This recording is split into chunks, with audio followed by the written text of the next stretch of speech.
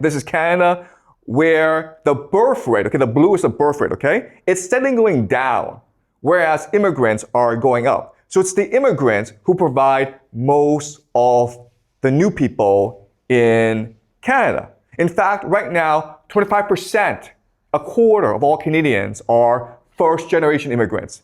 First-generation Canadians, meaning that they're immigrants to the country. And if you just look at this trend, in 40 years' time, 50 years' time, there'll be very few white Canadians in Canada. And this is causing a lot of conflict and tension in the country. So you have these huge issues. Housing is unaffordable. Inflation is going up. Ethnic tensions are increasing. But the Canadian government still insists on increasing the number of immigrants in the country. Okay? There's no policy rollback where like, you know what, let's have a moratorium.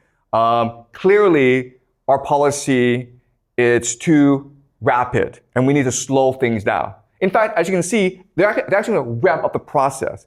The goal for Canada, right now the Canadian population is about 35 to 40 million people. They want 100 million people in Canada by the year 2100. And guess what? The majority of these people are going to come from India and probably China. Okay? And as we discussed, the percentage of immigrants as part of the total population, it's just rapidly increasing. So in Australia, it's almost a third now. In Canada, it's a quarter. In Germany, it's a fifth. And these percentages will go up and up and up, leading to more and greater ethnic tension and immigrant protests within these countries. As you can see, the number of immigrants coming from India far surpasses that of other countries, okay? And these are just legal immigrants. We're not counting in students. So there are millions and millions of Indian students right now in Canada on student visas. And they're looking for a path to permanent residency, to citizenship. And that's what leads to situations like this, okay? You have these viral videos online where you have thousands and thousands of Indian students lining up for hours and hours because they're applying for a minimum wage job at a restaurant or at a store.